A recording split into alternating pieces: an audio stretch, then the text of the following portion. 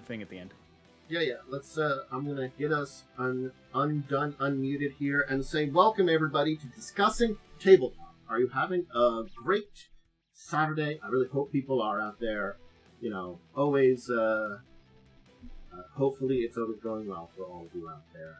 You know, that's the best I can say. Anyway, we're gonna be talking about tabletop, and it may or may not be. Yay! Aggravating to some people or fun for others. We'll find out. Yep. Anyway, so we do have a docket, which I should probably put in the thing here.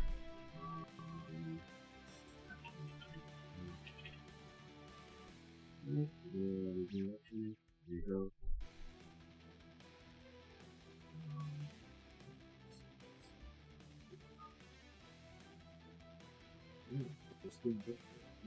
Okay, I'm gonna pin this stuff. Anyway, shall we just start our first kind of thing on Monster Manual 2024? Sure. I don't know what's going on with this, So I've gotten some like views and information from a number of sources, so I just wanted to talk a little bit about it because I think there might be enough. I don't know if we'll hit on it. How much we'll hit on again? I guess it depends. Like, you know, if let's say you get a copy of it and you take a look at it. I will actually get a copy of it by next week, I think. Yeah, because it comes out on the 18th. So yeah, I should ideally pick it up from my parents' house on the 20th and be able to talk about it. If not, I'll figure that out. But there's definitely some things there to talk about, and some things to like that we already do know about. So I can kind of like give a basic bits of information. That seems to be good. I mean, we talked about a few things that are kind of already like there, or like not there, I should say, in the Monster Manual. We talked about like the lack of humanoids, but so. Here's everything that I've kind of heard about it as a kind of summary of stuff about it.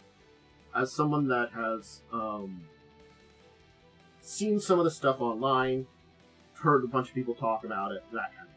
So, do I take everything with a? I do recommend you go out there and look it up on yourself and stuff like that to see what's going on. But the art's really good. So that's honestly, a big thing. They have been on point with that. Yeah. This is a thing that we've seen through the current set of books. They've been very good with art. This is not shying away from that continued very good art, which is a positive. Mm-hmm. It's probably I wouldn't say it's the biggest positive, because they did do a lot of stuff to help out with Monster Man. Fixed up stats. Like, I'm not particularly a huge fan of certain things they did, but they're continuing. Like, I was kind of like, honestly, in the middle about like the way they changed spell slots and stuff. I'm not particularly against it necessarily, but I do think like magical creatures could have both like spells and special magical abilities. There's a time and a place for both of them, and just switching to one or the other. Like, the other one was very complex. I understand simplifying it, but yeah. So that just kind of was my general thought on that. They're just continuing it here, the trend they started before the entire new bits here. But again, that probably is a little bit more personal preference, I guess, on that one. It's I think it can be called fun, you know. So that's would I call that like one of the first things on it? Anyway, the stats are easier to read and break down a lot easier. This is something we know about. Like, we now have things like their initiative, their proficiency bonus, all displayed very easily. That's a big positive. Yeah, the whole I do like the way they updated like the look. As some people probably hate it, but I think it's more compact and nice.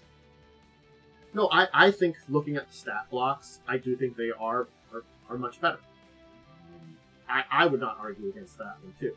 Just looking at them and seeing how they've been played around with the newer stat blocks, which is good. Now, the big thing that I heard about, and actually it was some people talking about it today that I heard about this, which is something that really, I guess you could look into a little bit is, for not any necessarily bad reasons, because there's a lot of like good reasons behind why we see it, there is definitely two things that I feel like are negatives. Alphabetical. Alphabetical isn't necessarily a bad idea. It's a different way of doing things. But when trying to... I think we talked about it with the NPCs. That kind of sucks for it. But apparently someone was talking about how like they were trying to like look into like the various types of creatures together. And the problem was there was no place that they could find that put those, like, these are the devils, these are the demons. So when you're alphabetically looking for them, you have to know their names. Like, you have to know it's a horned devil or a barbed devil or something like that, you know? Oh, gosh. That's actually terrible. Yeah. So... How do you take a step backwards in that? Everyone, you know? Well, they wanted that... The idea of the alphabetical isn't necessarily bad, but you have to find, like... You have to have, like, charts or something available that'll help you out with that. And they maybe there is something in there or it's something you can find, but they couldn't find it very easily. Basically, they were looking for it on top of their like the little videos. So I don't know if there is like anything looking in the depths there. It looks like there isn't, unfortunately. So that's kind of like I feel like that's still like not a major issue, you know. So this is like that's a nitpick a little bit of too, you know. If you generally speaking are looking around for creatures, you see their names and stuff, and read through the names, it's not impossible. Oh, hey, that says, like, devil and stuff like that. But, like, yeah, it is a little bit alphabetical and stuff. There are some disadvantages to alphabetically and removing the categories. Categories help in certain ways. Yeah, I mean, I guess in a way it can be helpful if you know the name of the demon you're looking for. You can actually just go to H and being like, oh, wait, it's a devil. I need to go to devil first. Yeah. There are some times where, like, both are better, but in general, unless you're running, like, a pre-made module, it's like, you know, like when you're running a pre-made module, it makes sense to have it the other way. Mm-hmm. But if you're running, you know, a custom adventure and you just need to know what the devils are so you can pick the devil because you want a devil there and you know what devils are around that level, then it's annoying. Yep. So again, I think it's a weird spot where I understand some of the intention behind the choice, but I think pretty much everybody in the tabletop sphere is used to the old way. So you've done something that, like, sure, is it new user friendly? Kinda? I'm only gonna say it's kinda new user friendly. I think that's the other thing too, is that I'm like, well, like, you want these people to eventually be, like, knowledgeable on this stuff, and that means going in a direction where they'll probably want to do the very thing we're talking about and have everything together in one spot. Yeah. I don't know. Like, in my mind, if they were going to change the organization in a weird way, organize it by CR. CR, you know? That would have been an interesting way to do it, yeah. Yeah. Honestly, I feel like more often than not, I'm trying to find creatures around a certain CR level. So being able to flip through, like, what creatures are around that level is honestly, in my opinion, would be better than, you know... Okay. This was something from earlier in the week that I just remembered because we were talking about CR, and it does pertain to that, is the CR formula for the newer monsters doesn't exist. What I mean is, you could probably, like, do hard math, but for calculating CR, there were stuff provided in 2014 that we don't have in 2024. It was in the DMG for 2012, but I don't think it was here, which is why I assumed it was going to be in the Monster Manual. Yeah, they don't. I saw something from someone that does work on it. I was complaining about it. That like does book writing and stuff like that, and they have to kind of like do some hard math / guesstimate because for current CR, because there isn't like a good like formula / chart for this one, which we had in the older one in 5.0. Mm-hmm. Yeah, 5.5 we don't have that. Again, that's probably not something your average DM is going to have to worry about too much. Oh, wait, so, creating a creature, 56. Maybe they do have it in here. I don't think they have the formula. Just maybe suggestions.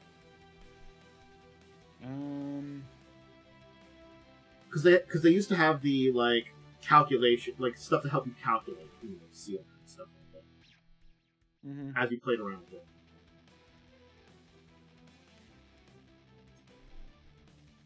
Yeah, they just go traits. Oh wow, yeah, that's a really short section. It's literally just 2 pages, and it doesn't even give you like how to assign stats or how to calculate anything. Yeah. So, and we don't have something like that in the Monster Manual. So yeah, which is why I thought I'm like, oh, maybe they do have it. No, okay, I was right. I was assuming it was going to be in the Monster Manual because they didn't have it in the DMG this time. So, yeah. So I mean, again, these are things that are like are issues, but they aren't like. It's that kind of thing I like. I want to say like it's not detracting from the good parts of it, but they are issues. And I think the third thing that was something that I saw was, and this is probably because of page layout, is probably the easiest answer as to why we lost lore for a bunch of monsters. Yeah, that'll do it. Because the art's bigger, and the big square like stat blocks are like a lot more like compressed and stuff like that, which was interesting to say because apparently like freeform stat blocks is a thing that a lot of other companies are going for, but nowadays, like when you look at the monster core for Paizo, how they can kind of flow between a couple of pages and how they move around the art and stuff like that, it uses the pages a little better. I'm going to be completely honest. I have never bothered reading. I rarely ever bother reading monster lore. And I can see that, yeah. And for that reason, I kind of don't really care. Because in general, I will adapt the monster to what I want. I mean, if I want to like find out how the monster behaves, I'll look it up on Forgotten Realms wiki, you know? But I think that's the thing is like I'm probably more on the end of the average person that when I see a monster, I'll read up on it a little bit just to get an idea of how it works and stuff like that. More than just the stats and the picture, I'd like to know that basic information. Behavior is important. You can assume a lot of behavior from its stats, though, and its abilities, which is what I tend to do. And yeah, I don't know. I tend to not care how a creature should behave and put them into what I'm doing in the way that I want them to behave. So, I mean, again, that's perfectly fine. That is a strategy for doing it. But I think I feel like maybe you are one of the exceptions to that or something like that. I honestly doubt it, but here's my thought. I honestly don't think so. Okay. I really don't. And I'm not just saying that. Like, I would admit if I felt like I was an exception, because I'm often an exception. But... Well, I think also because, I'll put it this way, I think the cutting of it was pretty extreme in some cases, and there are plenty of places where they have the space that they put lore, and it's like the lore that they had for the original DMG. But like I saw pictures of someone showing the pages of the Purple Worm and the Azer. The Azer is just like 2 sentences now for lore. Same with the Purple Worm. And really, you can see that they didn't have a lot of room on the page. Yeah, I'm just like, man, I've never read any of this. See, that's the difference. Like, I haven't read it in years, but I have read that stuff before. And usually when I'm, like, looking at a monster, I'll read up a little bit on the monster, like, to figure out what it's doing. Like, I just don't do by stats. Like, I'll read a little bit of at least, like, maybe the first paragraph, especially, like, when I was looking for a lot of monsters for, like, when I was doing some Pathfinder game writing and stuff back in the day. Which I haven't done a lot of recently, but when I was doing that, I mean, now, I do sometimes do what CR is this, what type of creature is this, let's just throw it in there and make it work. I've done that too, so I can't say that I haven't done that where, like, I just will take a creature and adapt it and hope for the best. But usually when I'm doing that, I need a creature, and I'm not necessarily looking actually at what stats and what it does, and I have to hopefully figure it out and plot. Which goes well sometimes. You know, that's the kind of thing is, like, it's sort of like when I was running, honestly, Crimson Queen. There were monsters that I didn't dive enough into what they did, and shit went bad when we were playing, or went annoying, you know, because I didn't realize how the monster worked, or what kind of monster it was there, and stuff like that, you know, things like that. So, I mean, that might be just recognizing more the stat blocks, too. But it's a combination of those things of understanding what a monster is sometimes, and when it's being used. And I guess pre-made adventures, it can be a lot more important. So, I think that's the case, too. When you're kind of making something on your own, yeah, I mean, you can just change a monster. You're customizing it then, too. But I don't know. It's a weird spot, and I'm like, I can't not disagree that there are people like you, and then people that are closer to me, and I just don't know if there is I 100% agree. It's a spectrum, but I honestly know that's the thing. I know that people don't use this as their source of information when looking into, like, how a creature should behave. Yeah, well, like, I've talked to people about this kind of thing, and people kind of agree. It's like, oh, okay, well, I mean, I've read it, but yeah, I don't really care, you know? I guess it's also tends to be the medium. That actually tends to be the the most common that I've remembered, like, hearing from people is that, like, they've read it, but they didn't really need it, and they felt it was kind of excess. That's odd, because I guess that's a generational thing, though, too, for newer DMs and stuff, too. Because it was really the opposite. A personality thing. But again, that's a very odd thing, because the old way of doing things from back in the day, like, you know, 3.0, 3.5, AD&D, you definitely would dive a lot deeper into it, because I guess I remember when a lot of, like, people are talking about, like, the abilities. I'm not saying you don't dive into the creature. That's the thing. I'm saying I don't use that book to dive into the creature. Oh, okay. Oh. See, I don't remember, because I didn't really use the Monster Manual 2014 enough to know if those stat blocks were really good that way.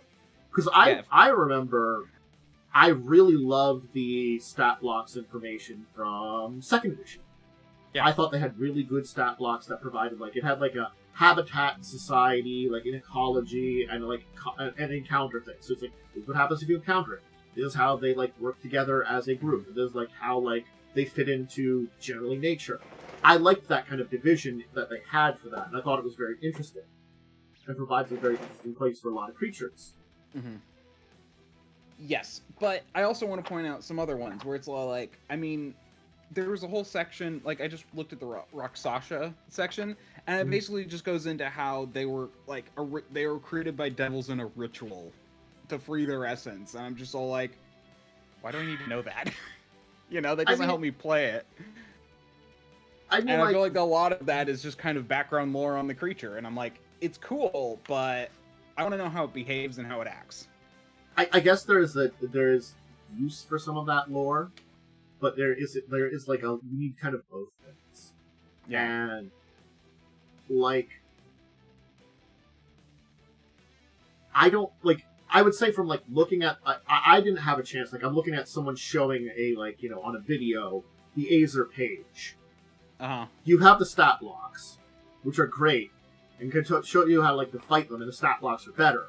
But then when you have like two sentences that might be like describe everything else about it, does that help you?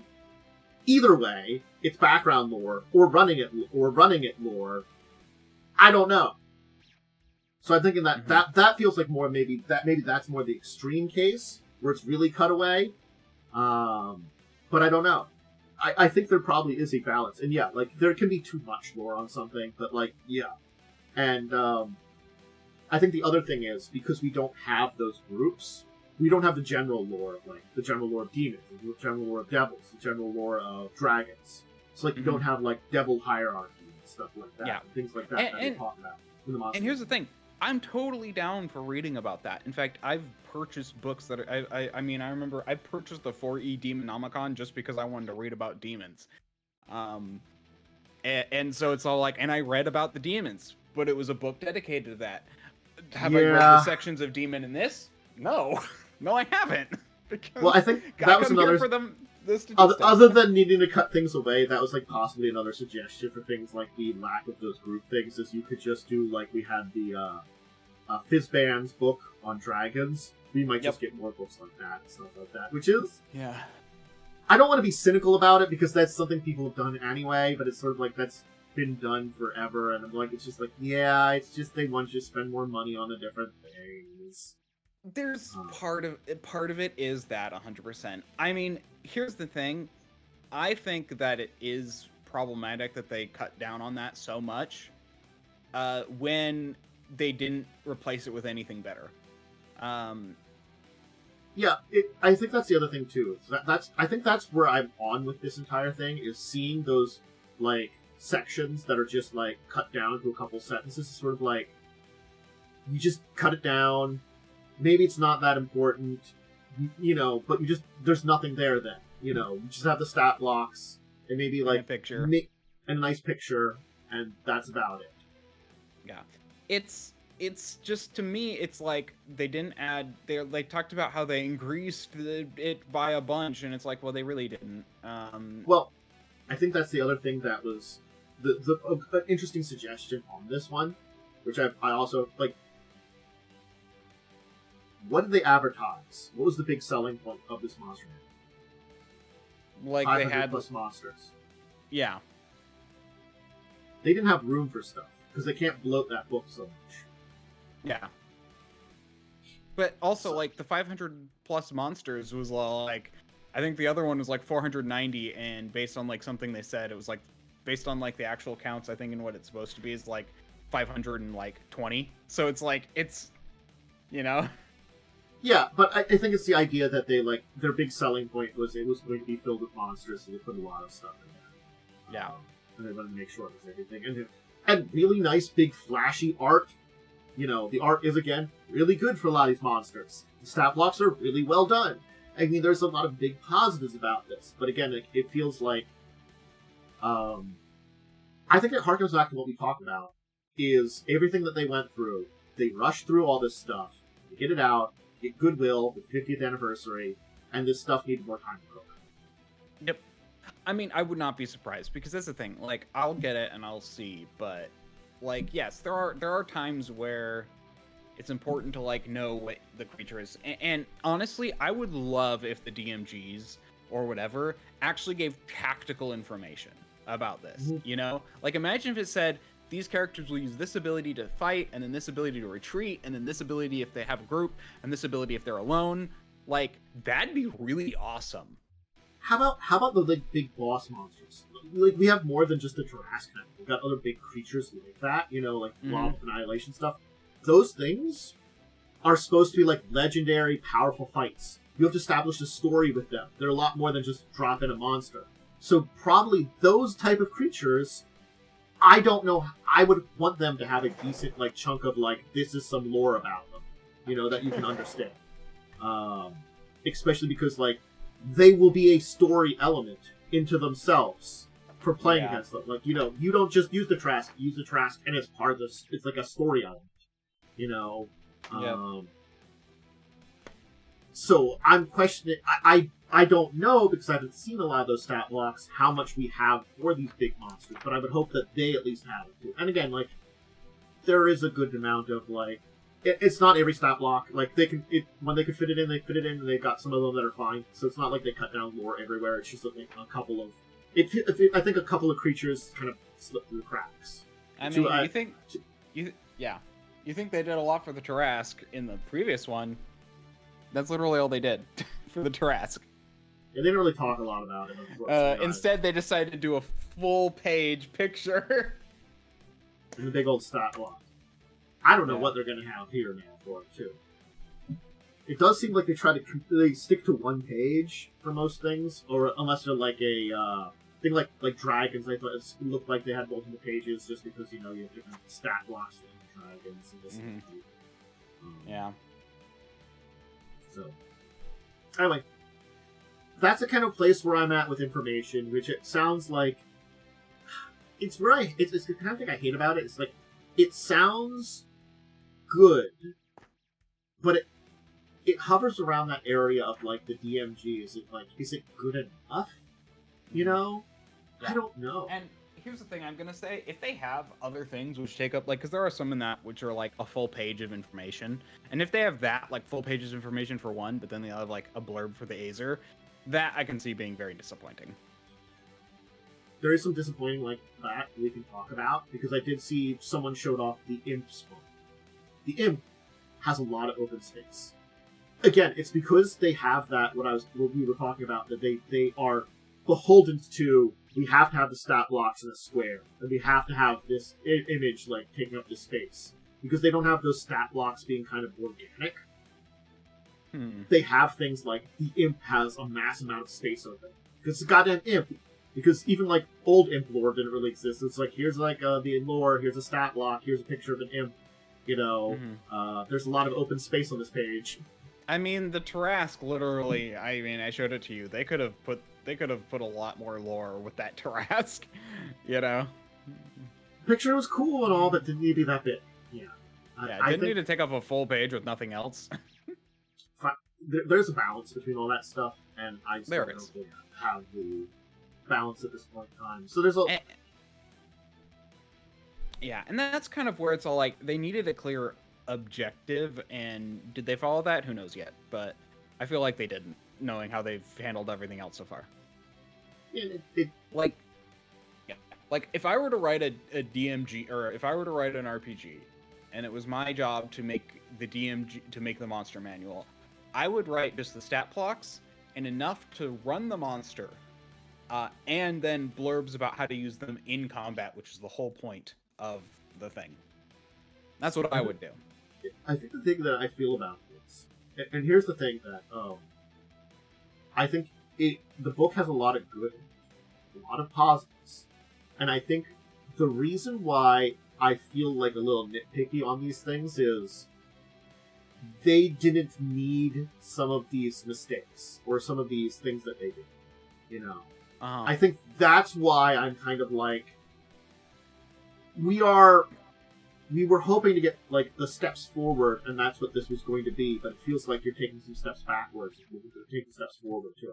I think that's the entire of like 5.5. It's like 2 steps forward, 1 step back, and I wanted the 2. I think people, if you're just going to do something like this, that's an update. We wanted the 2 steps forward. I think what's so disappointing about 5.5 is that it's 2 steps forward, 2 steps back. Because, in my opinion, and that's the thing, in my opinion, they've added a lot of good things into the 5.5 player's handbook.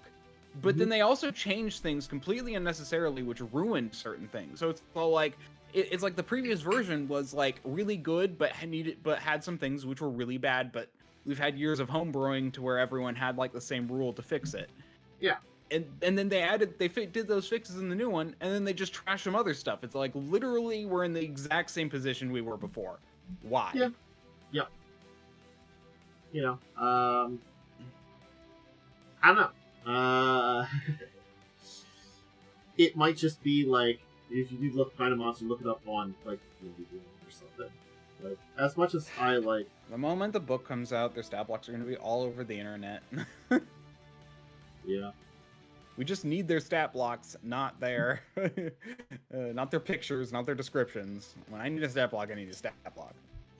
Again, just also from what I've heard, the amount of boosts here just goes to show that since the Player's Handbook came out, we've been desperately needing the monster manual. Yep. Because people upgrading are just railroading older monsters. Oh, yep. What it is it, like, at low levels, the CR was about the same. And I think when, like, between levels, like, 5 to, like, 12, you had to add, like, 1 CR to an older monster to have it equivalent to the newer stuff.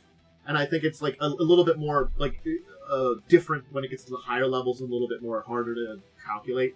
But so it's like... That's because even according to the old player characters, the higher monsters were trash. But like, yeah, like that the early tier stuff, you'd be fine with like just using that in 2024 with older monsters. But like, yeah, that's like levels 1 to 4. As soon as you get up after that, when you're getting into like where people like really like playing, you kind of need like higher CR things, at least plus 1 CR for it to actually be able to work. You know, and even then, it's sort of like you're guesstimating. I think that's what it was. You know, people were. I mean, doing. it's not like the old system was good enough to where CR really meant anything anyway. Yeah, CR systems. They are not always the best. Like, Pathfinder at least has a very... Even though I dislike how obvious its system is, at least has an obvious system for what makes a level a level. Yeah, I think especially like 2E does it pretty well that way. At least solidify. I think 1E suffers from a lot of the same problems that 5E and D&D and stuff suffer from. You know, a little bit of guesstimation. Yeah, I mean, also party composition plays a lot into what monsters are good or bad in 1E. Party composition and honestly character builds.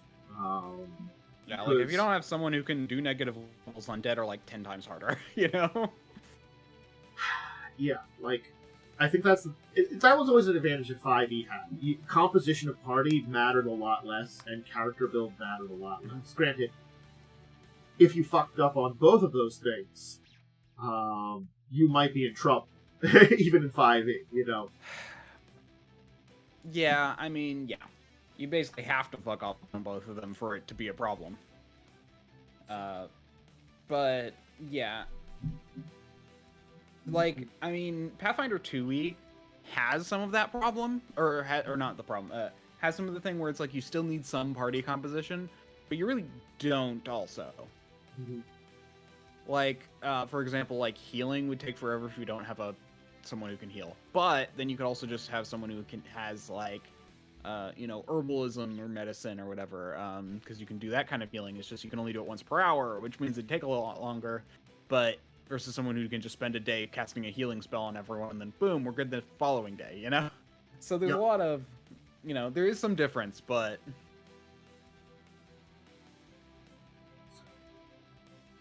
No, I do think we aren't necessarily in a terrible spot for it, and we'll have to talk about it more, honestly. Yep. I'll link the monster channel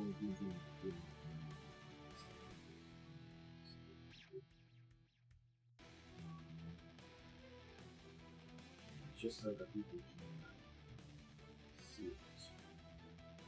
Link.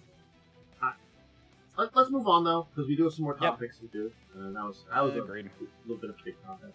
There's a little bit more D&D to chat about. First off, so now, I'll put that link.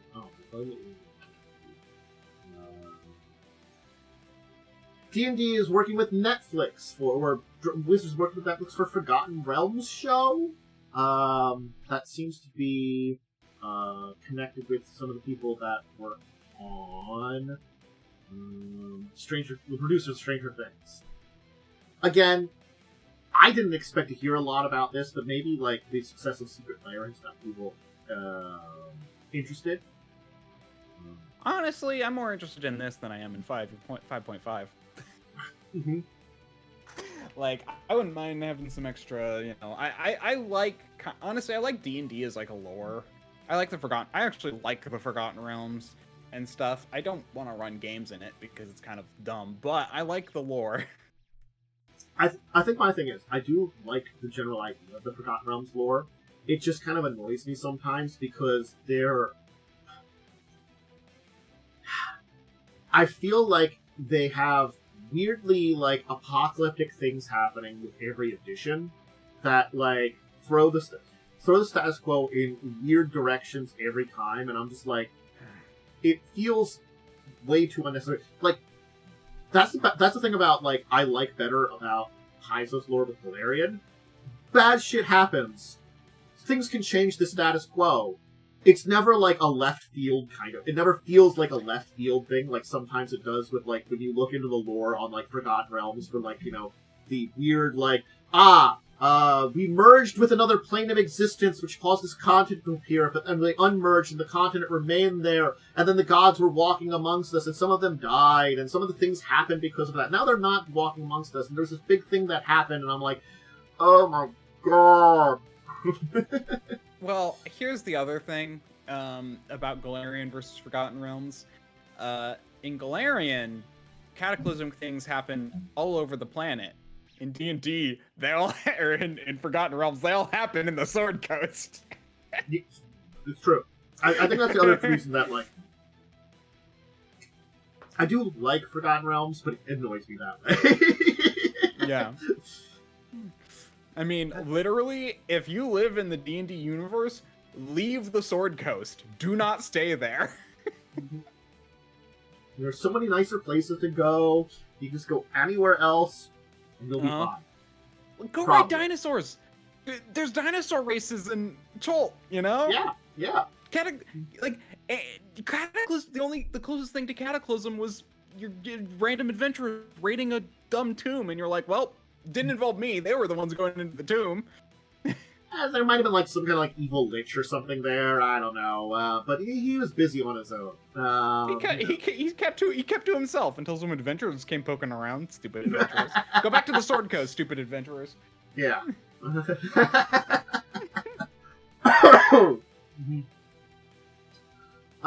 It looks like they're putting up Honor Among Thieves up in Netflix later this month. And I guess they're talking about this project to go along with it. Oh, good. I might actually be able to watch that then. Yeah. So. Yeah. No. Again. At least it's we're seeing people more still interested in this stuff. It's just because Wizards slash Hasbro doesn't really want to hand in as much a hand in it anymore. We're definitely seeing like them being like, you know, partnering with a lot of people. So. Again, which with the way Hasbro's going, I think is a good thing. Mm-hmm. We'll see if this one goes anywhere. Just because we got a producer and some people working on it. Yeah, things fall all the time. And a writer and showrunner in Drew Cervello, it looks like here, for the article that we got here. So we'll see. There is more to talk about for our other D&D news section. Hey, we have been confirmed that, like, evil humanoids are a thing. Where are they going to be? In setting books. Okay. Oh, okay. I mean, this that is like actually, that's not bad. Yeah. Fair. Yeah, I think that's fair in a lot of ways. Because I feel like, you know, Drow, we're going to hear in the Forgotten Realms Adventurer's Guide, because in particular in that setting, Drow tend to be like, you know, the villains kind of thing, especially in their region. So this was like, that actually makes sense because it honestly, does. Like, I'm not mad about this. Granted, you know, yeah, because I'm honestly not, because it really does differ from setting to setting. I just kind of thought what they've done in the past is they usually be like, we're doing a primary focus on Forgotten Realms. This is what they did for 5e. Or, you know, and then they're like, oh, we're going to do a focus on Greyhawk. So I thought the monster would be specific to the lore for Greyhawk, you know? Again, it's a lot of they're just trying to keep things incredibly generic. Like, yeah. And I feel like, again, that's not necessarily bad, but I feel like they skate a fine line because there is too generic, you know? You kind of want, with a fantasy setting, you want it to be, like, generic enough I could put it into my world, but maybe enough lore that I understand with the type of monster, how it might fit in my world, kind of thing like that, you know? Which, again, GMs can change. But, you know, if they want to do the extra work, you don't, like... It's that thing of, like, you don't want to make people do the extra work, you want to give them the option of the extra work. Very good. I mean, I agree with that statement. Yeah. So, I don't mind this either. I think it's fine that if we see these things in the book. Again, it was like one of those things of like, it's just been I just feeling the weird walk away from humanoids until we find them in like a setting book. I'm like, it did feel a little strange, so at least we know where they're going. So. Yeah. They did include. You said they included like generic humanoid stat blocks, right? It was like the NPC stat blocks, you could call them. You know, so it's like you could use that for anybody. Which again, like, is it necessarily bad? I mean, to be fair, part of me also just wishes they did something a little bit like, if you have an orc, apply these abilities. If you have a drow, apply these abilities. Like they could have like simplified it, you know. And basically made it a mix and match kind of thing. They could have had a page of blurbs of using humanoid ancestry NPC somewhere in that book, where it talks about different things that like might make them more unique to those groups. Yeah. Like, and it could have been even less cultural, you know, like changing weapons around, you know, like you know, like, they're supposed to be averages, you know, and you could say like, oh, the average of these prefer this kind of thing, the average of these prefer these kind of things. But again, it's generificationing things. So yep, it's a double-edged sword. Yeah. So I just think, I think there's certain lines you have to walk, but for this is supposed to be the generic book that can be at least moderately useful to everyone. It's weird not to include humanoids in that way. Mm-hmm. Again, I think it's like, because most humanoids are player characters, they're trying to like maybe walk with them. I don't know. No, honestly, given this, I think it's just they are more afraid of doing a specific lore setting with the things. Yeah, because they didn't want to like be like, oh, drow are like this, when they're honestly drow in Greyhawk are different than drow in Forgotten Realms, which are different than drow in you know, and Mystara, which are different from drow, and you know, so it's like, here's the thing though, at least in D&D lore, the drow tend to be pretty the same between a lot of those. There tends to be like a through line in all the D&D lore worlds, in a lot of these species. Not always, but usually those are exceptions to the rule. I don't know. The last bit of little D&D thing that we can talk about to add on to our D&D news section here is they're hiring a senior world builder, narrative world building designer for D&Ds. Has been seen a listing for it. It makes sense because the two people that were kind of in that position, Jeremy Crawford and Chris Perkins, got new jobs that are higher up. Jeremy Crawford's now the game director role, and Chris Perkins is the creative director role. So they the two people that were kind of in charge of world building kind of got new jobs. So I find it interesting though that they're not promoting from within, that they're like hiring someone new. That makes sense, honestly. They fired all their good people, so it's going to be kind of hard to do that. They either promoted the good people or fired them. You're not one or the other. I guess that's true. Either you got fired or you got a new position. I guess the people they fired who they could, and people that they couldn't fire, they gave new, better positions to so that they could control them better. Maybe. Ooh, that feels a little too conspiratorial the way I said that there, though. Yeah. Control them. I mean, again, I guess that's the thing too with all the firings and loss of jobs. That's why this kind of feels like did you have those people before you lost those? Before you removed those jobs before? Something that could have been here. Yeah. It just feels a little weird that way, otherwise. So. Mm-hmm. I mean, let's be real. That 9.4 to 182K, 94 to 182K. That's probably going to be a third of what they were probably paying the last person, which is why they fire people when they. Yeah. I mean, so Not really, actually. That is a lot of money for even. Well, no. 100 a year, 100K a year is considered like lucrative, which is probably, I would argue, Chris Perkins is probably making more than that. But yeah. So there you go. There's our rest of our D&D news. Let's talk a little bit about Paizo. With a new hot Paizo Humble, because they love putting these out. This one for the World Central Kitchen, and it's their Kingmaker bundle. Yeah, I saw this. So they have the Kingmaker 2nd edition, along with the campaign guide, bestiary, and stuff like that. They also have the Kingmaker video game in here. And a bunch of map screens and stuff like that. Plus looks like a few extras. Also. Yeah, so I was looking at it. They have the Kingmaker game as well in here. Yeah. Then Kingmaker 2E. Then they have... I find it weird because they don't give you the Kingmaker 1E, but they give you a lot of... Wait. Yeah.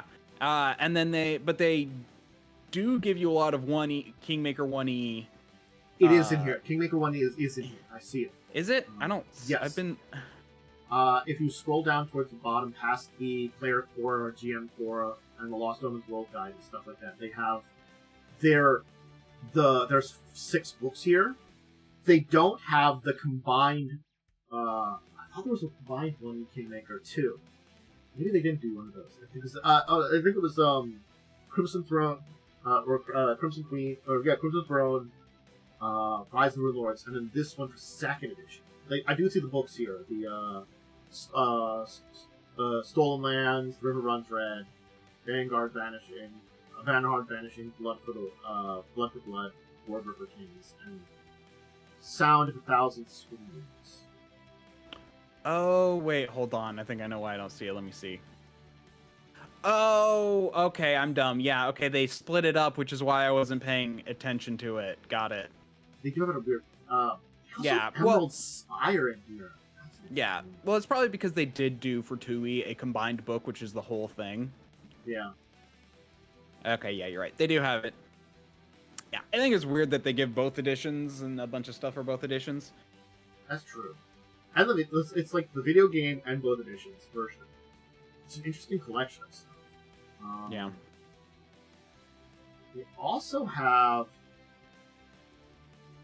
So that's the Kingmaker Bestiary 1st edition. That's a hardcover you get.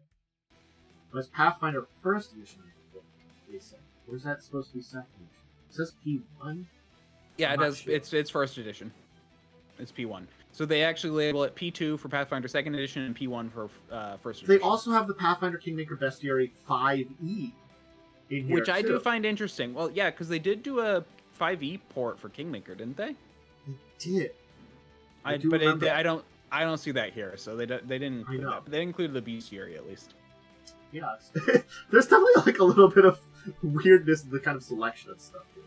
I mean, it's all Kingmaker or some stuff kind of related. I mean, we got Player Core and GM Core in here too, which are pretty good things. But, never mind. Okay, they they didn't release a 5e. They gave rules on how to convert it to 5e, and then they released a 5e monster book. Honestly, that does kind of make sense because the monsters are probably the most difficult thing to deal with when it comes to They'd be yeah, no, 100%, because like stat blocks are hard. So stat blocks are hard to deal with there. So yeah. I'm surprised to see Emerald Spire. I liked Emerald Spire. I never finished Emerald Spire. I think we got pretty close to the end of it. Did we finish it? I don't think we did. I don't actually remember. But it's their super dungeon. It was a good example of a super dungeon. So I'm kind of like nice to see that now. I don't know. Kingmaker as the video game had some problems, but it wasn't bad overall. Like, certainly speaking, you could have fun with it. I just like that, like, you know, my big thing is, towards the end, you lose choice and ability to do certain things, I'll just say, that the story locks into stuff, that no matter what you do, you can get rid of. In a story that was very not locked in before. Like, you play role-playing games that have, like, a very locked-in story, you're going to follow that story. Kingmaker was very open-ended, until the end when they locked in certain things beyond your control. And that kind of felt annoying because they switched gears there. I think that was my big complaint. Are you talking about the game or the adventure path? The game. Okay. The adventure path, I haven't done. The Momo kind of dislikes it because they did some of it, and you know. Yeah. I mean, it could have just been how it run too, honestly. I don't know. Not how 1E works. I honestly doubt any adventure path can be good, especially towards the end. But then again, I'm not sure, but I've made my peace with 1E. I've wanted to play it for a long time, and now that I've played it, I'm like, I wasn't missing much.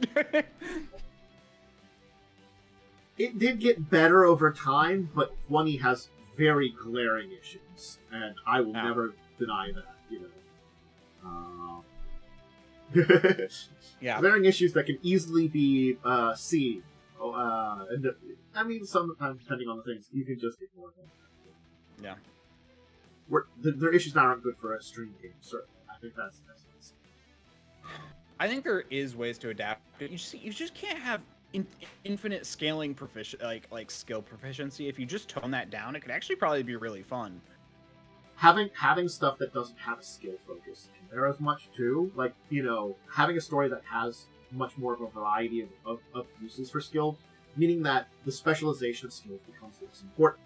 Sure, I can max out my ranks in something, but taking things like skill focus or like having magical items that boosts it, make that less important. Like, you know, again, like needing for a profession sailor in Buccaneer's Shackled Sea.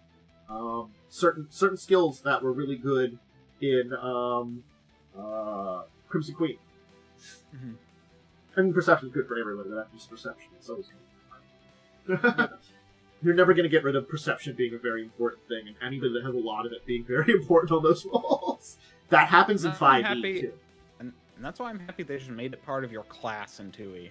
Like, different classes have different varying skills at perception, rather than making it... So you basically are just like, yes, you're always going to have perception. It just depends... Your class will just depend on whether you get, you know, a +2 or a +8, you know?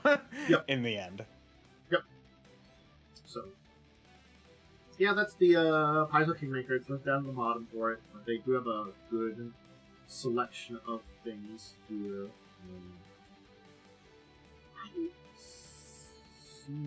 Oh, there's the beginner's box. It's because it's a very nice picture that looks three-dimensional on the Paizo page, but when I got to the Humble, I missed that they had the remaster second edition beginner's box. So I mean, that's good. I think it's just a PDF of it. So it looks like the only physical book is the first edition Destiny. Last. Mm-hmm. Right. So if you want to support World Central Kitchen, there you go. There's some good books there. Again, you know, I haven't checked out the second edition Kingmaker to see how it affects things. The Kingmaker's not necessarily a bad story. I have, you know, complaints about it, but hey, I had fun with a lot of stuff. Especially the video game, I did have a lot of fun. Again. Yeah. Alright, I don't know why, but the Pathfinder Kingmaker game picture on Humble is like super low res for some reason. I did kind of see. Anyway, let us move on to talking about Steve Jackson Games and Possum Creek. So, Possum Creek has joined the company as an imprint, the company's announced. I'm not sure what imprint means in this case. I saw that. It sounds like it means it kind of joined with it. Company imprint meaning. Hey, there we go. A company imprint is a trade name or brand name used to publish a line or product services. Okay. So, I get it. Basically, Steve Jackson Games has Possum Creek, but it'd be like, I guess it would be kind of like a print line under them, then I guess it would be, because it's an imprint. So Possum Creek publishes Wanderhome, the indie RPG. Yeah, I'm trying to understand what this means. so an imprint. Okay, so here's how it goes. So they are now going. I think what it means is they are going to be publishing Steve Jackson Game stuff, because what an imprint is, just looking at it,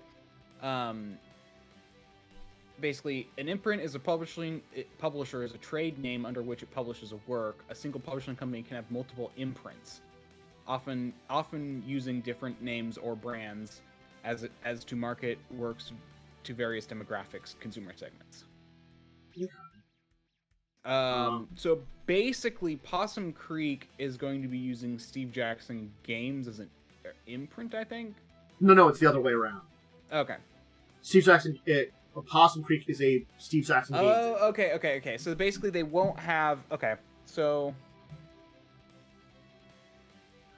Yeah, so I think it is like a type of inquire. Like, I think they did technically acquire them. Yeah, it does look like a correct. Let's see. They say their editorial director Jay Dragon became in another article about it. Became the lead game designer of Steve Jackson Games and a board member, and Ruby Lavin became the Steve Jackson Games art director.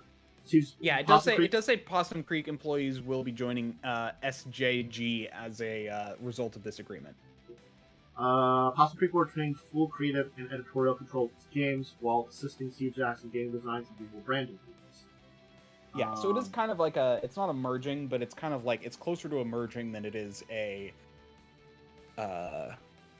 maybe like more like out.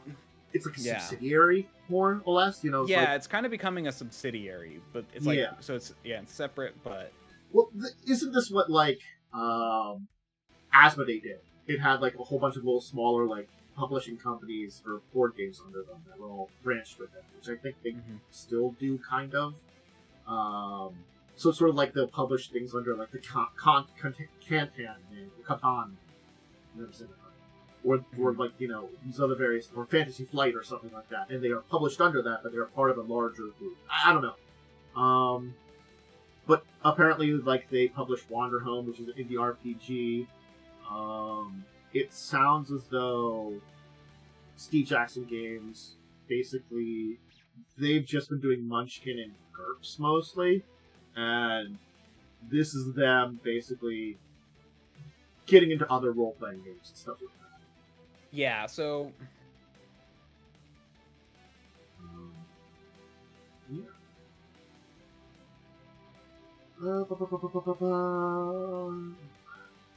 Yeah, so it's like it's a type of subsidiary.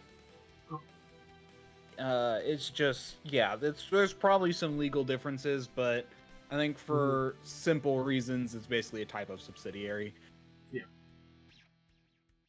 it's interesting, and I guess it's allowing Steve Jackson Games to have another kind of RPG or RPG publisher, I should say, at this point in time, under their wing, so they can do a lot more of that kind of stuff. So they're expanding their business, and then Possum Creek has someone that's much larger, actual like publisher of stuff. Steve Jackson Games gets a lot more stuff out on, so it's a larger company. So hey, Oh, Possum's Creek published Yezebo's Bed and Breakfast, which I think we talked about on here at one point. Oh, okay. Yeah, I think we did.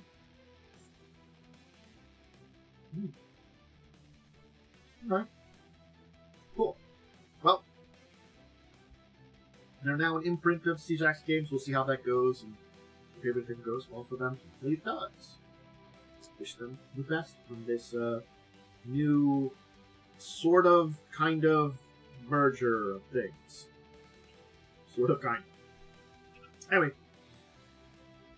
we have release dates for Daggerheart, for Darrington Press's game. May 20th.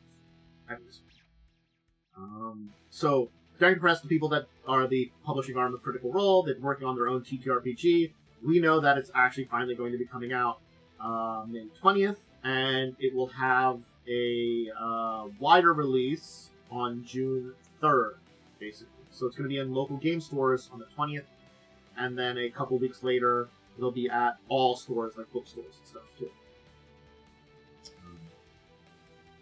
If you haven't looked into it, it's a 2D12 system, with pretty, I think, a slightly simplified rules and abilities in comparison to something like 5e. I just by looking at it, I haven't dove deep into Daggerheart yet to know the exact rules, but they're providing their core rule book. Apparently, it includes 6 campaign frames, they say. So yeah, and it's supposed to be a high fantasy RPG. Which again, we have to thank Wizards for allowing this game to come into existence. Thank you, Wizards, for shitting the bed. Yay! Bed shit. Making everybody get out and do their own thing. God damn it, Wizards. My god damn it.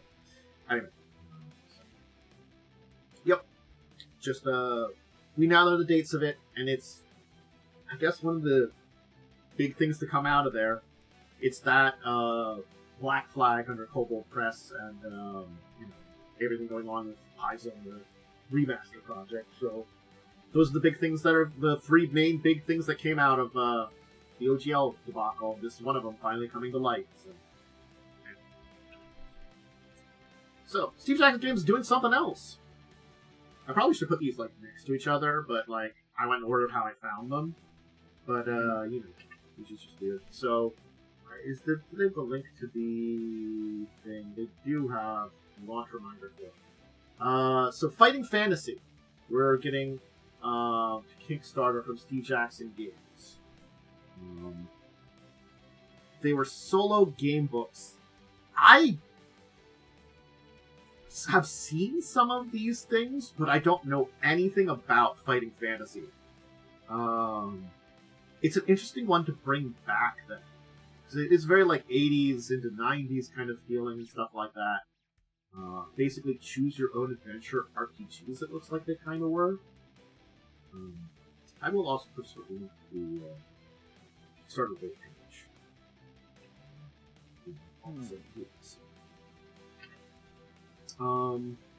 From 82 originally. Narrative adventures with an added game system, blah, blah, blah, blah. It's, you know, the Warlock of the Fire Mountain is the first one. They sold a lot of copies, so they're popular.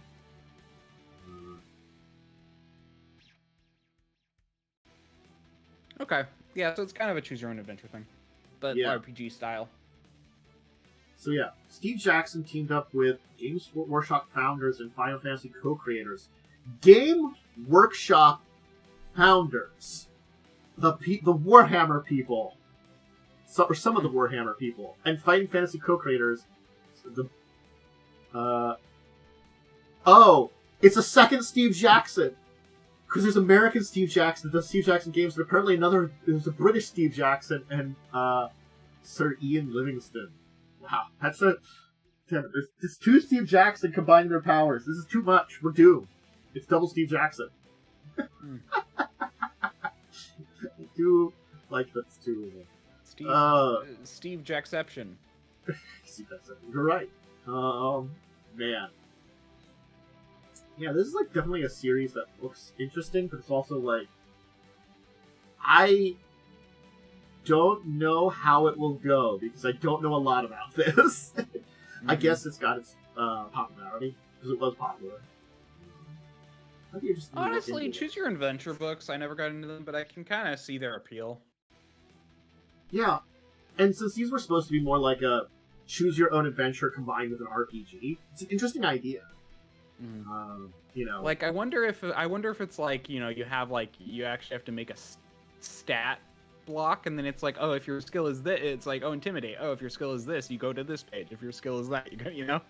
It might even have like, you know, like some kind of dice roll that kind of helps determine your, like, you know, if you you know, if you rolled this to this, you go to this page, or this to this, you go to that page, you know, or something like that, you know. Oh yeah, no. Okay, your character had 3 stats: skill, stamina, and luck, and you rolled the d6 when making certain decisions and pick up an inventory of items along the way.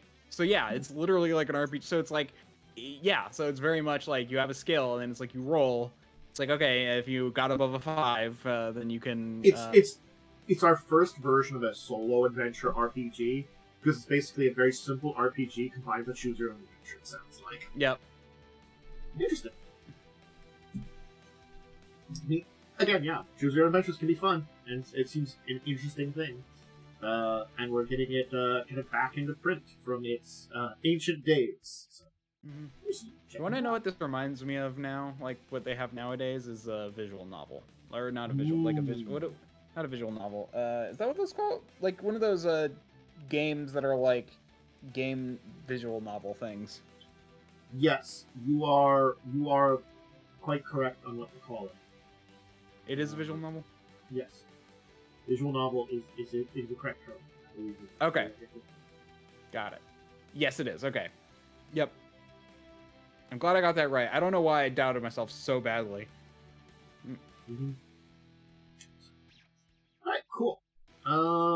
We have one more main topic of news to talk about, and just because apparently we're getting a lot of different Fluxxes, is we're getting Clue meets Fluxx, which is just a weird combination, I guess. Well, it's Mystery Fluxx. Well, Fluxx that. The letter Fluxx was an interesting one, definitely. But, like, this, like, I guess, it's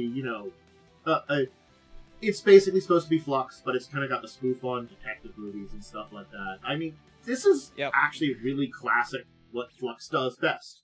Like, when we had, like, sci-fi Fluxx, you know, it was classic sci-fi tropes from, like, Star Trek, Star Wars, Doctor Who, with a lot of references kind of there. A lot of the other, like, Fluxx types they've had, you know, have a little bit of that tongue-in-cheek, like, humor of it that kind of matches with, you know, stuff. And they've done a lot of, very similar to Munchkin, they've done a lot of, like, more, branded stuff in more recent years. So it's nice for them to get back to, like, the more simple things.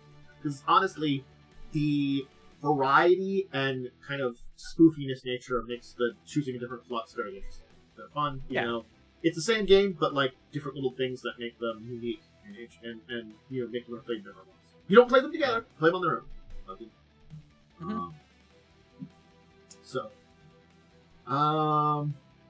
It's definitely another spoof kind of game, a bunch of Easter eggs, and, you know. As a fan of Clue and detective games and detective movies and stuff, I'm for it. Man. I don't know if anybody else owns the video game copy of Clue. I don't think I've got any of this. I have to see who owns Clue. Just as another thing on the list of things to get people to play with me. Though I know, like, I could never get Joe to play Clue. He hates it. I don't think Clue's that bad. Momo is the only other person that previously played. I mean, which version? Because there's a bunch of them. I have the Clue/Cluedo, the classic mystery game, which has the nice kind of like 3D board. I see people occasionally play it still nowadays. It is fun, and it's like the fancy version of it, kind of like you can get like the Steam, like the Steam version of like Settlers of Catan or something. That's just like or like they did like the fancy Monopoly too, but Monopoly. I just But, you know, there is a fancy version of it. So, it's something to think about for the future. Maybe I can get some people to get it, especially if it's on sale. Join me. I mean, it funny enough is on sale for $6 right now. At least one of them is, which is why I want to figure that out. Anyway. Ooh, yeah. I just don't know if this is the one you have. It doesn't say that friends have this game, which normally it does. Yeah, no, the one that's the really nice one, is not on sale. Man. They just know how to charge you for all those, like, extra, like, you know, boards and stuff like that. Shall we talk about our big topic? What we were going to talk about last week, but we got distracted. Yeah, sure. So, I had villains done right. Yes, this is the topic I was thinking of having us discuss. God, I have to remember what I was going to talk about with it last week. I had ideas last week, and I'm like, we'll push it to this week. It'll totally work in my brain. I think that's the thing here. Is I guess let's start with some basics of like a villains done right kind of thing. On talking about the type of villain that we're going to do here a little bit. Because like when I mean villain, it means like there is a boss either in a section or to the entire game, and the villain could be of an adventure. I apologize. I need to go to my bladder just told me I need to go back. I'll be right Go ahead. back. I apologize. And I'll continue with the intro. So yeah, there is definitely the villains, which are for adventure, like for one story, and those that are for the entire campaign. They are like, you know, so you do have that two separate kind of section on villains. I'll kind of say that do kind of exist in that portion. And then the type of villain. Is it the type of villain that you encounter right away, or is it the one that, you know, you don't learn about until later? Those are the other kind of side of things, too. So you've got these kind of, like, figuring out where your villain fits into your story. That's an important part about it, too, you know, kind of figuring out, especially if you're using a villain. If you think about, like, Crimson Queen, you get a very good, well-established villain. I think that's the one thing to say. Whether or not I agree with how the villain was used in the end, or how, like, she stacked out for the battle with her. I think the Queen of Corvosa as a villain in Crimson Queen was a good villain, you know, on the idea of her as a villain. Again, uses for the final battle / stats out, that was kind of a mess, I think, but, you know, her as a penultimate villain did work in that end. And what Crimson Queen did well is that there did tend to be a villain in different parts of the story that you kind of felt. So you have these smaller villains in these places. I think these are the points in time where I do say Crimson Queen did stuff well. Other stuff like other adventures that I can kind of think of that are pre-made or adventures I've done. Pre-made ones, I don't think Buccaneers are very good villains. I think the Carrion Crown kind of screwed the pooch on their villains pretty badly, unfortunately, with a major villain in the first half, who then you kill, and you don't replace it right away, and you don't know about the replacement villain, who is really their boss, until, like, the last adventure, which doesn't help, because you were motivated by that first villain. So you don't learn about the replacement one until later, when it was a situation where you knew about the villains, which kind of detracts from it. And I think that's why, like, if you're going to do villains that, like, go from one to another, or something like that, or connected together, and are very obvious, you probably should keep them going like that, or, like, at least give some hints and don't let them hanging on the secret villain. I don't know. There's other times where villains are done really terribly, like the final boss in Buccaneers Shadow Sea sucked. They kind of made it the Pirate King, Hurricane King, who's like, he's your enemy now at the last second. That wasn't done right, you know? I feel like that's a mistake. And like for myself, and doing kind of like villains, I have done them before. When I'm doing my own writing, it kind of becomes sometimes a mixed bag of when I use big villainous characters, whether they're big bads or not. Like, I think in Records of Evil, like, stated some. I talked about the pre-made adventure games, but the ones that I wrote my own stories for. I don't think there was a particular like villain in a lot of that, so I can't really use that as an example. You guys were. You're muted right now. You are correct. Thank you. Yeah. Thankfully, that was like the first time I was stepping in. I was gonna say that, you know, honestly, a better thing you should say is, and in theory, antagonist is better. Their villains. Antagonist is a better word. Yeah, because in theory, if you're playing a villainous party, the hero can be the villain. That's true. So maybe we'll switch that to. I'll switch this first. I mean, we can just call it a villain. We know what we mean, but the only reason I bring that up is because I'm gonna say something. You want it when making your villain, you kind of want it to actually counter the party. Yeah. So if you have a party of anti-heroes, it's actually generally better to make an anti-villain rather than a villain. And if you have a heroes, then you want a villain. Yeah. Granted, you can have heroes fight anti-villains and anti-heroes fight villains. It's just yeah. And if you don't know what those are, an anti-villain, a hero is a person who does the right thing for the right reasons. Villain is who does the wrong thing for the wrong reasons. Anti-hero does the right thing for the wrong reasons, and an anti-villain does the wrong thing for the right reasons. Yeah. So, you do want to kind of like figure out what kind of team your characters are, and figure out their opponent in relation to that. That's a very important part of that too. You are very correct. Yeah, and that's not to say you can't do a hero to an anti-villain. It's just they basically, depending on these what your heroes and your villains are, or your protagonists and antagonists are, you want to figure out how that relationship will go. Yeah, and you do have to kind of like figure out when you're adding in a more villainous character that is going to be an antagonist to your team. When are you using them? How long are you using them? Are you using them for a part of the story? Are you using for a like a single story? Are you using them for a campaign? These are important questions for when they're being used, and also like how much like. And again, it comes down to that what I said at the beginning. Are they going to be something that is doing stuff in the background that maybe your characters have heard about, but they're not really dealing with? Or are they front and center? Like, is it like...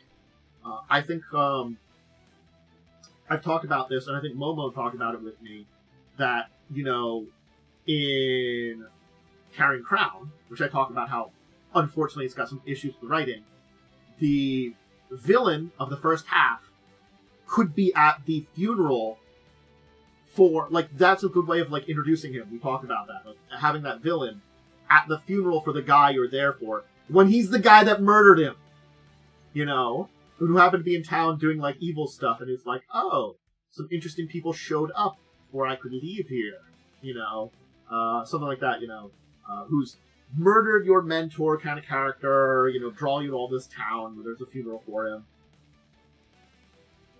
But you probably don't know that he's the murderer until, like, the end of that first adventure. But nonetheless, you know, it can establish things. There's always that party member who reads the room and then decides to murder a hobo and being like, I figured he's going to be the bad guy because tropes. It's all like, I mean, when well, like, he wasn't. In Pathfinder, when he's like a 13th level character and you're level 1, it's not going to help. That is fair. It's not going to help in that case.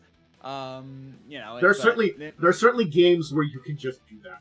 You know? Yeah.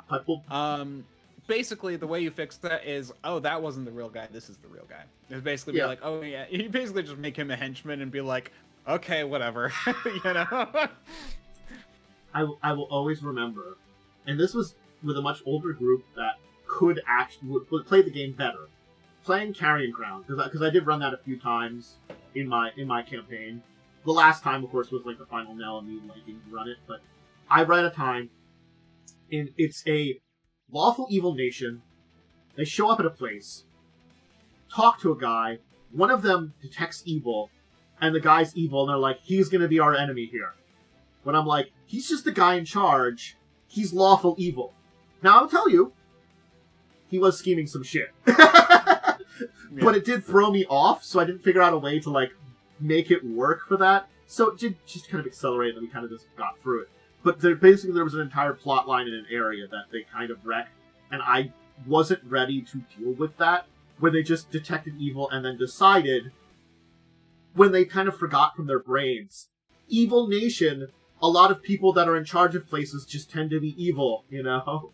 I mean, that's also why when you actually have a party that can detect evil, don't make just your villains evil. Make the merchant evil. Because they're out for themselves. Make the lawyer evil because they care about their money, not their client. Make the make the king evil not because he's a villain, but because he rules with an iron fist, you know? Yeah, I think it just happened to be that that reflected on me on being unprepared for that kind of thing sometimes. That you have to be prepared for stuff in your characters to react to even meeting a villain when they don't know it's necessarily a villain. The two things are like, you've introduced the villain, but they don't know this is going to be the villain. It's like the villain hiding in plain sight kind of thing like that. You know? Yeah. Because there are monstrous villains. I wouldn't necessarily even consider that. When I say that, I don't mean like non-human, but I mean villains who are just evil. But I mean they are often monstrous. They are often like monstrous, like the liches, the mind flayers, but also the necromancers. So those are what I consider monstrous villains, where it's like they're just the ones who are going to be evil. You generally don't want them showing up, but you want them to be obviously alluded to. The guy they met was a evil bureaucrat that made shady deals with a couple of people. And when the players show up, basically because you show up with a letter of introduction by someone who's like part of like a security order, he thinks you're part of it, panics, and then he basically summons a ghost werewolf to murder some of the guests at his like lodge he's in charge of in order to hide the fact he made deals with those evil people. He basically goes this extreme route of like, I'm going to distract everything with murder. He's an idiot. But, all he did was make some shady deals with some people.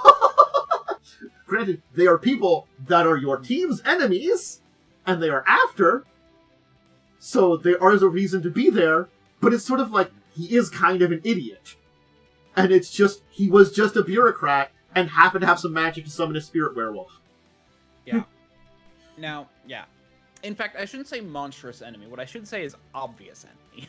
Obvious enemy. Yeah. In a way, but I do mean like they tend to be monstrous in the idea, but but it's basically like the ones who are going to be like, no, this is a guy in red armor wearing a giant, evil sword, red black armor holding a giant evil sword, and has skulls all over it. The necromancer in the middle of a graveyard surrounded by like a small army of undead, with a weird ritual circle doing something terrible. He screams, I'm going to be doing something terrible, I'm the villain. He doesn't scream, fine. I'm the rare good necromancer. No. Yeah. And I would just basically, in those cases, you can show them off, just make sure they're a good level gap, so they can get away. And also, and actually, something I'm stealing from Matt Colville's thing, just make it clear, like, why doesn't this person just kill them? Well, because they're so beneath him that he doesn't care. And that's an important thing to remember. It's like, generally, it's because they can't, like, generally, they're overconfident is generally what you do for those kind of villains. Overconfidence, so, like, being manipulative, too. Like, maybe they're planning, like, they see an opportunity to use these people for something, And then Yeah, that's, so there are things like that. So we're talking about good villain writing or good villain, like, how to... in an RPG, doing villains right, How to use villains. Yeah, okay, that's a good way to think about it. How to use villains. Because, like, writing is definitely part of it. You want to have the villains be good villains. Again, like, it will depend on your story what it means to be a good villain. Again, if it's, again, if you're anti-heroes, an anti-villain, definitely something like that. If it's, like, a political thriller, someone who's, like, manipulating, assassinating might be a good villain or something like that. It all depends on the kind of story you're telling, what makes it a good villain, but then you have to kind of think of what would make my story a good villain. You have to ask yourself that question, for the writing part of it, definitely, too. Yeah. And I think a good villain also should want one thing for the story. They could have multiple sub goals, but it should all lead to one main goal. Yeah. And now, granted, you could do a second arc where they want something else if they survive, but generally for like you want to subset the story, or subdivide the story. Or again, because you can never protect things. Like if your characters succeed very well at something, which may thwart their main goal, they could shift their goal to something similar or nearby. Like you can figure that out. Yes. Well, yeah. Generally, you want them to have backup plans or a way around something. Like, for example, if they need the soul of this demigod to power their gnomish sacrifice device, then make it so, like, after the players succeed, they find a way to use raw mana from another source. When you said gnomish, you know what I thought about? A gnomish super weapon, and I thought it was just a giant robot gnome that used a demigod's power, soul to power it. I want gnome mecha now. Yeah. Anyway, yeah. I don't know why I decided to add all those adjectives. I just did. It did inspire me to think of something interesting. Gnome mecha. My deadly gnome mecha, which would destroy the world. Mm-hmm. Why is it a gnome? It's it was made by gnomes. No, I was gonna, that's better. Anyway, but my point is like, then they can find another demigod soul or blah blah blah, or basically make it so they still succeed even when they fail. Mm-hmm. Players can't be everywhere at once, and generally, if things are absolutely unique, then there's never one way to do something. Multiple ways to do something, or backup plans to things. Mm-hmm. In general, the villain should succeed when the players succeed. You want them both to succeed so the plot can progress. Yep. Now, the players should succeed in thwarting them. They just can't. They just shouldn't. The villain just shouldn't be so set back that he loses. And again, like it does really heavily depend on. Are we talking? It will depend on, for like a lot of this, for the big plans and stuff, where you're putting them in the story. If this is a villain for an arc of a story, their plans aren't going to be that big for the arc, probably. That could be something as simple as like, it's the bandit leader that was planning on kidnapping a princess, and you're thwarting them, or rescuing the princess or something like that. Yeah. That's probably not going to be a big part of the entire story, but might lead to more parts of that story. A big battle against a powerful necromancer might be the culmination of a story, or it could be like the necromancer trying to summon the giant deathly death gnome god could be the entire campaign, Yeah. Yeah, so an important thing is like, and I do agree, I do want to, but yeah, so basically, the players shouldn't be like, if what the players do makes it so the villain literally can't continue their goal, then you just need to be creative and find another way. I'm sorry, but it's just like they're sometimes like, maybe if you work yourself into that corner, then maybe you need to switch to a new objective. Maybe they can switch objective. Like, well, I can't take over the world with mind control, then I can take over the world with giant gnome robots. Yeah. A good example of this is actually Carrying Crown. I'm not gonna lie. They have a good example of that kind of thing. The final villain, when he's introduced, you don't really need him till like the 5th adventure, really encounter him to the 6th adventure. But his plan is to create this item called the Carrying Crown, and then use this specific person of a specific bloodline to sacrifice with it to free his boss, basically, who is the Whispering Tyrant. That's the entire plot of it. You rescue that guy. What does he do? He basically, at the final adventure, he tries to use the artifact on himself in order to give himself the power. It turns him into a monster and you fight him in a final battle. It doesn't really work, but, it was his alternate backup plan. He had one. It's probably not a great plan, and it could result in, like, if you foil something, and he has a backup plan, it could become more scuffed, or possibly more dangerous, or something. Like, maybe what he's doing is now more unstable, and, like, yes, you had success earlier, but even if, like, the villain is now having more success themselves, it might also result in, like, a bigger danger for everyone, or something like that. You could add these story elements of, like, the villain is more pressured or something, like, that. And it makes, like, mistakes that aren't going to be something that will be reflected with the heroes, but be reflected with, like, oh man, God, you've, like, now he's trying to like tear open a portal to get this like god soul, and that portal might Yeah. remain open, you know. So even if we defeat his like god death gnome robot, you know, we have to worry about the goddamn portal he's ripping open. Yeah. Yeah. Because instead of the divine soul or the demigod soul, he wants to now shove an eldritch god soul into it, you know? Yeah. And by ripping a portal into yeah. But Yeah. basically, as your players succeed, a good way to think about it is they would become more and more desperate in how they go about it, and they'll have to take bigger risks, and eventually those risks become their downfall. That's exactly you said it better than I did. Yeah. So that's a way to handle it. So just remember, like they succeed. They're on their way to succeeding, but they have to do more and more dangerous things until eventually it doesn't work. Yeah. It's interesting to think that like your villainous characters, again, whether or not they are directly or indirectly interacting with your heroes, should be definitely something that they are manipulating each other in how the story moves, you know. Yeah. And especially that's like if you're using a villain, again, I think we've talked about it before. You don't really need to use a villain in a campaign, but like this is like villains tend to be fun to use, and good story points. So, well, here's the thing: I would argue there always should be an antagonist, even if the antagonist isn't the main villain. That's true. Like for example, you could be trying to stop an evil dungeon that's slowly creeping across the planet, and you have to dive to the dungeon's heart to destroy it. Yeah, that's not a villain, but I would argue that you should add some person who's trying to use the dungeon for political power, who's now an antagonist. Yeah. You know. Or it could be as simple as like maybe like there's some kind of like powerful creature at the heart of the dungeon you have to defeat or something like that. It functions as your foil. Well, yeah. My point though is I feel like there should be anyway. I'm not saying there should be. There can be a good. Yeah. If you want to extend your story, because that's really what that part comes down to is how long, you know. If you want a dungeon crawl, that dungeon idea is honestly kind of a good idea, and I'm stealing it from myself. I'm stealing it from myself.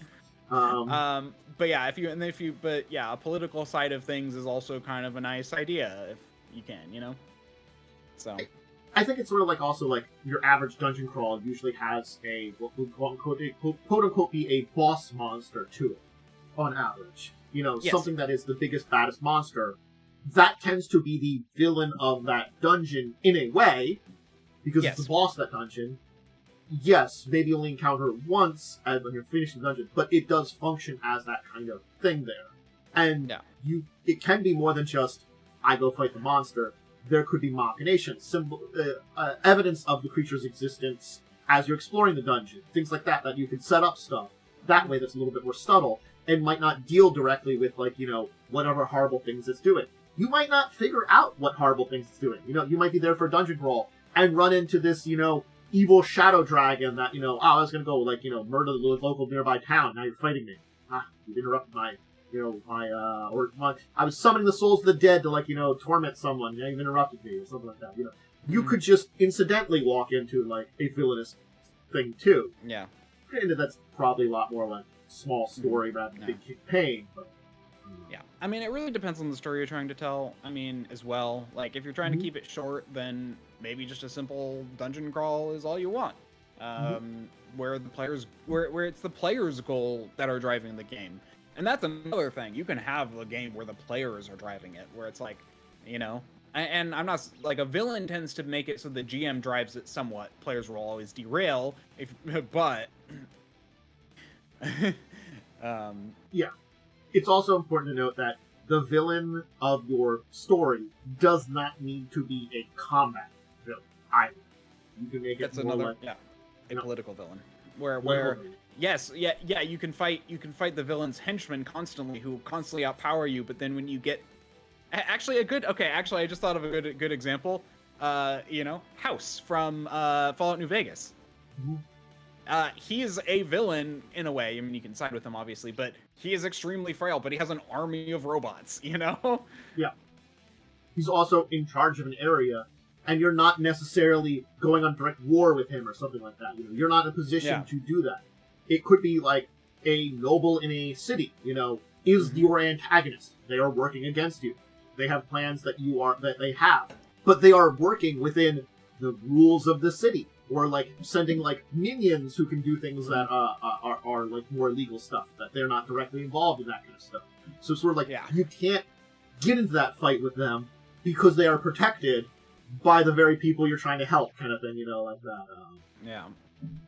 So. Hey, Law and Order. Sometimes it sucks. Yeah, I would argue that you'd have to have a very specific type of group who likes that sort of thing if you want to do a campaign where you have to argue in a courtroom. Oh God, I wasn't even going that far. I was just kind of going to think, okay. You couldn't. You're not in a position to not only. He might not have like levels on you. It might be like if you really wanted to stab the guy, probably wouldn't be difficult. Like your political enemy, but you'll be murdering the dead. You have no like justice. You don't have anything on your side that. Oh, okay. I see what you're saying. Yeah, like I mean, you don't. You're killing him without basically proof. You're a vigilante. You'll get arrested. It doesn't matter. Yeah. Yeah. So social pressure. Yeah, it's important as well. Yeah. That and he's smart enough and good enough as your antagonist. That's very hard to like nail him down, and like maybe that's the kind of thing that you're trying to do is figuring out ways to get the people the city against him or something. The villain legally found a way to repo your benefactor's possessions, making it so he can no longer help you. But you still can't go and stab him in the face just because he's being a dick. You really, really want to, but man, you just can't. Yeah. Some players will, but that's knowing your players. If you're doing a game like that, you're probably not going to take the players that are going to stab people in the face.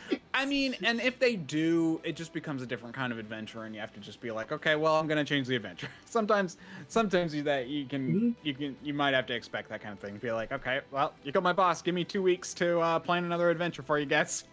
Honestly speaking, it's gonna be a run away from the cops adventure.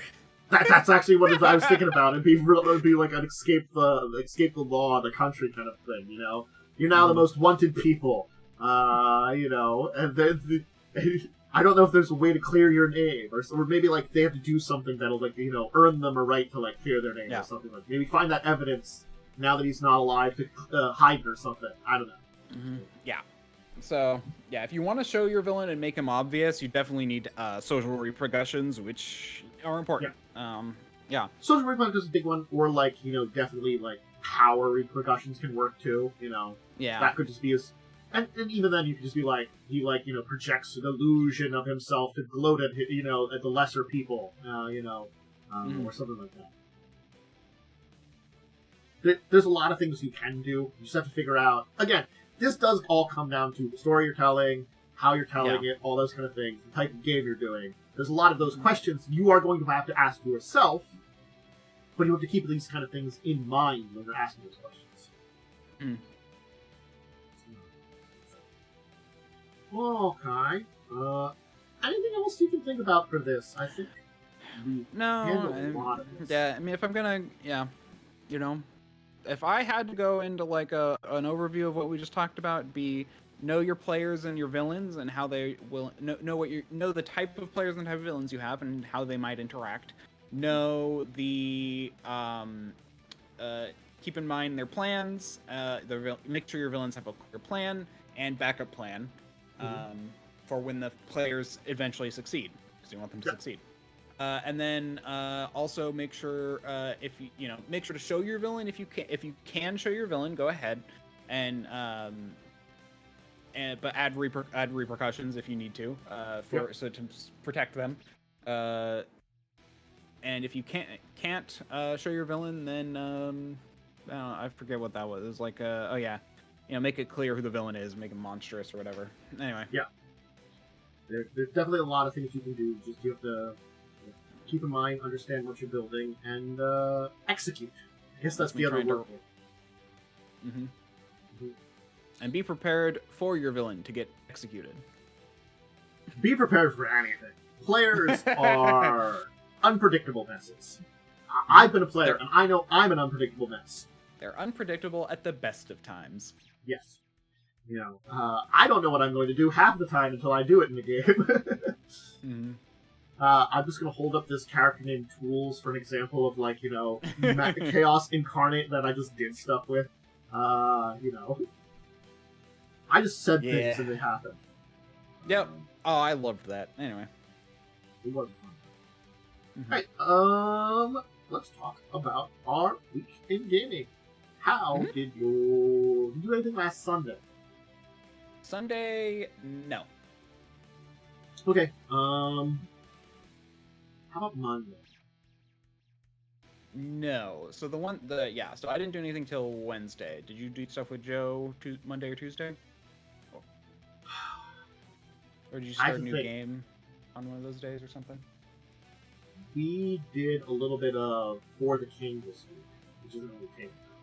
I mean, it's a board game adjacent. Yeah. It's very much a video game that feels like a board game.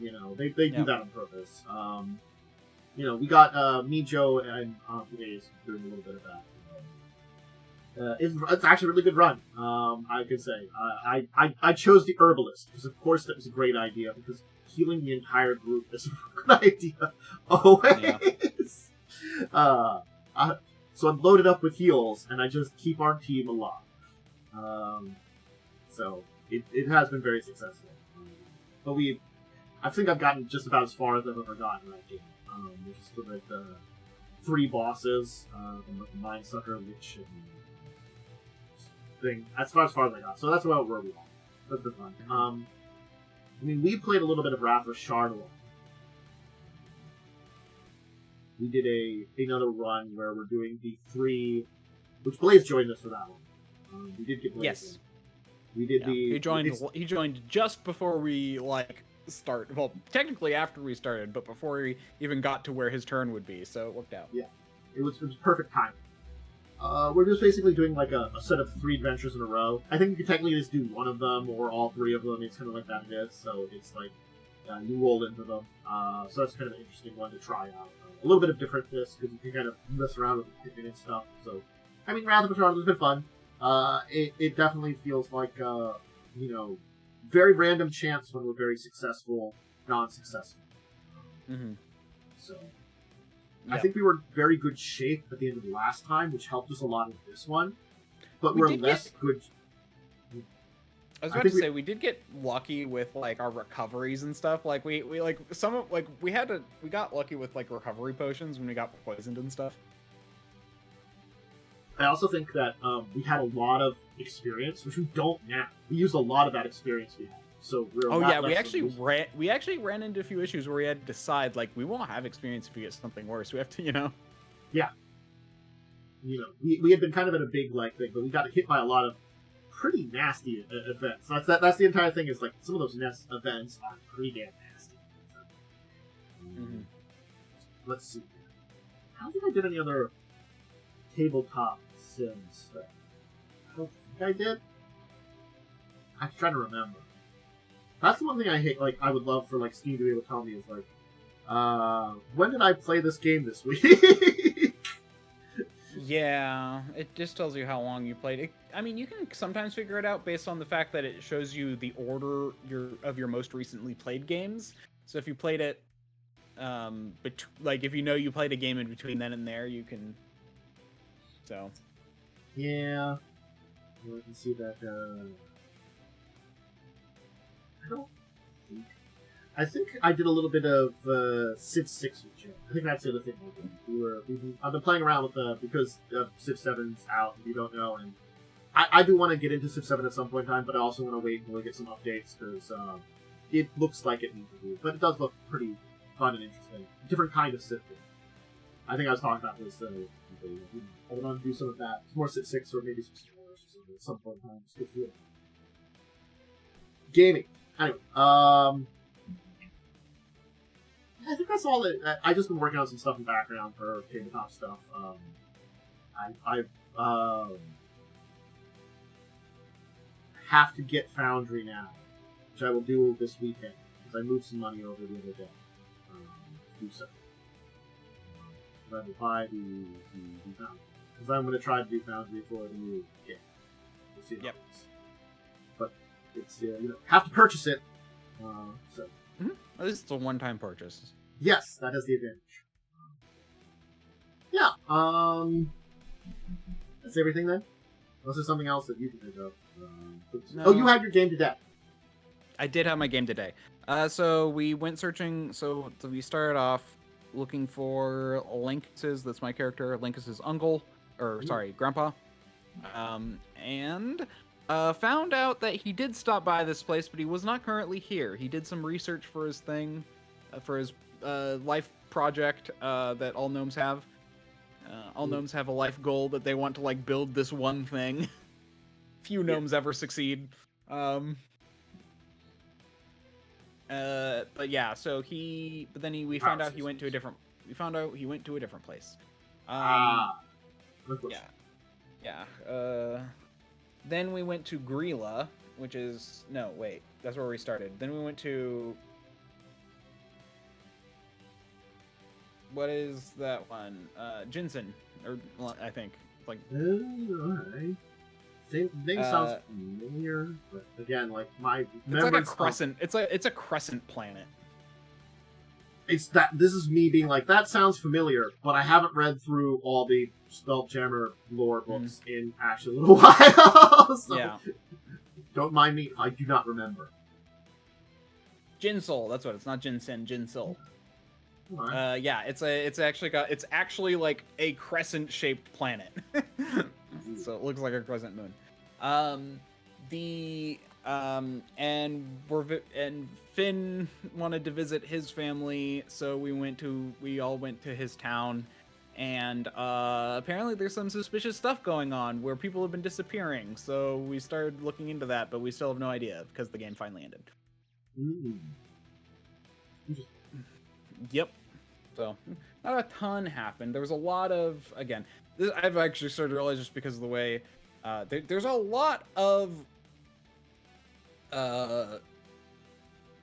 bookkeeping because it's 2E and we have to, and our GM does want us to keep track of everything, all of our money, all of our supplies, which is fair.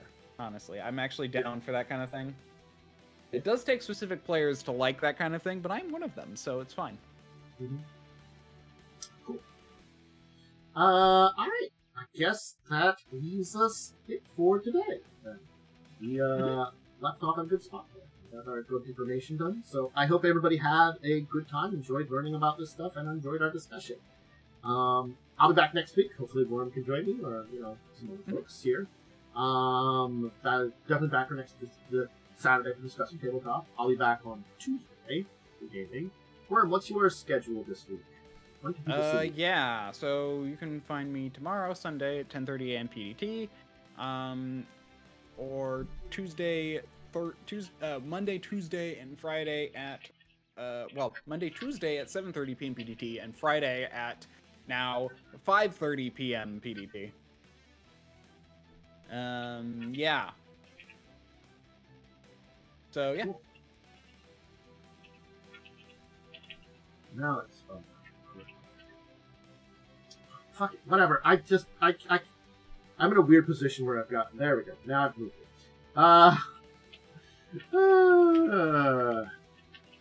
There we go. I shouted at myself. Fine.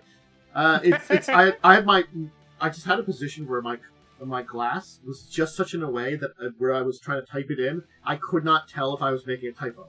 And I kept looking, and I caught the one typo, and apparently there was a second one in the first one. And then I did the second time, and I thought I got it all. And there was another typo, and I'm like, God damn you, freaking...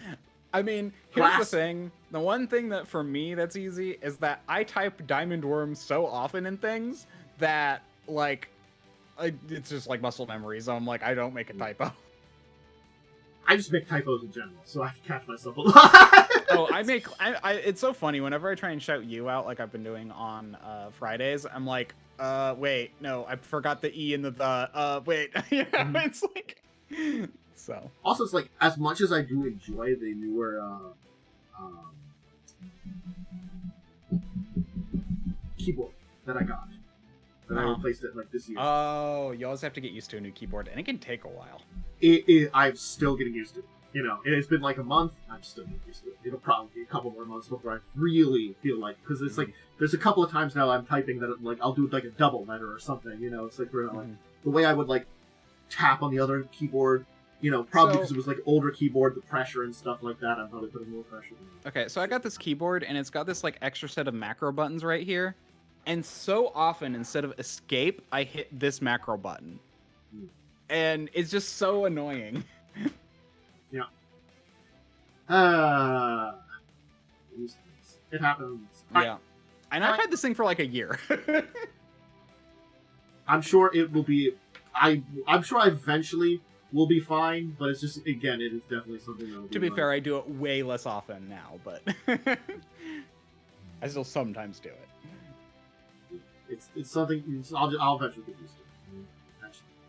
All right, everyone, have a good rest of your day. Check us out on our various things. We'll get the schedule. I'll be back. If you want to see me, my next thing, Tuesday for some gaming, tabletop stuff, Wednesday, Thursday, you know, all that stuff. Check out my schedule. Social media for all of us, check those out. I'm Nick below. All right, everybody. Have a great rest of your Saturday. Bye for now. Farewell.